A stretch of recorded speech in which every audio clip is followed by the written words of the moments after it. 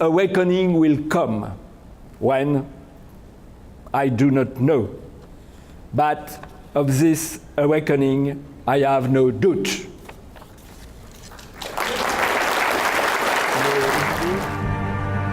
Europe is not Lampedusa, it is our civilization. Europe is not the organization spawned in Brussels. It is not a currency or central bank. Europe is not a globalized environment without borders. Europe is neither an African world nor a land of Islam.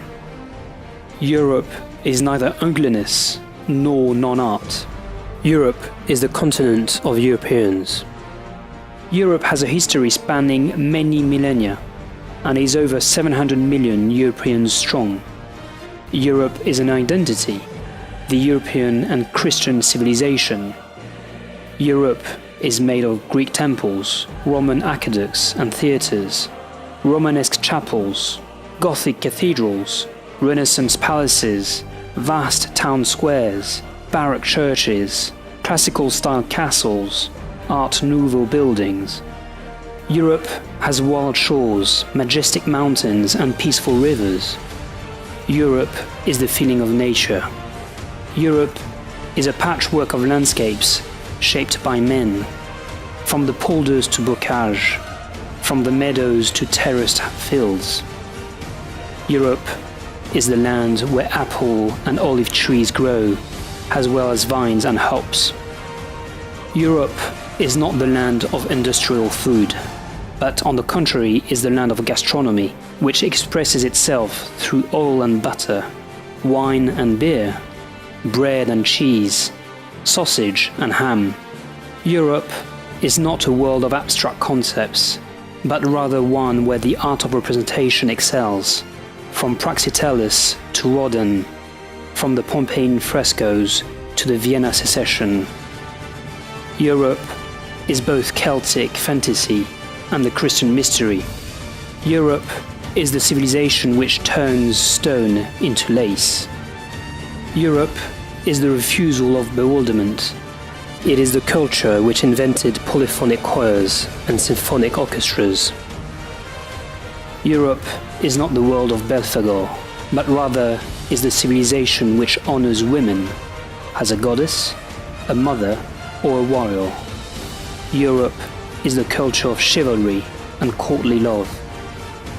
Europe is not about surveillance, but rather is the land of liberty, Greek citizenship, the Roman Forum, the English Magna Carta from 1215, all the cities and private universities of the Middle Ages, the awakening of the nations in the 19th century.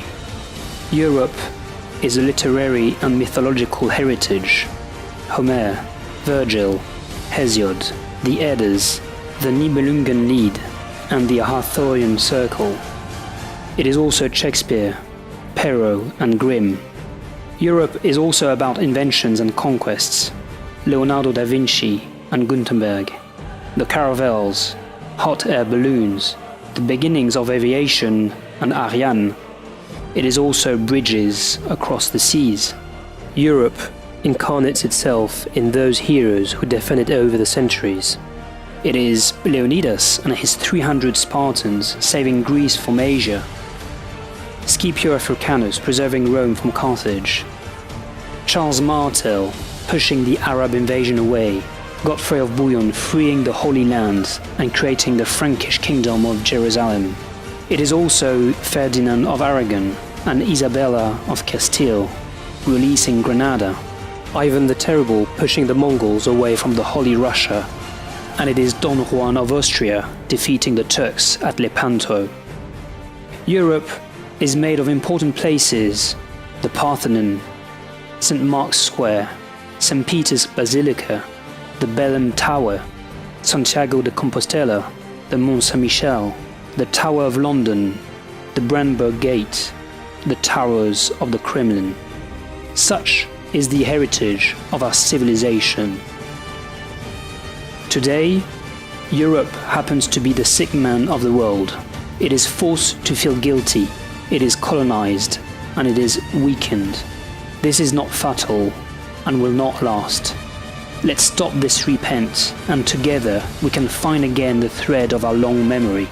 Such is the message and hope delivered by Dominique Venner. I believe in the specific qualities of the Europeans, who are temporarily asleep. I believe in the capacity to act, their inventiveness, and the awakening of their energy. The revival will come. When? I do not know.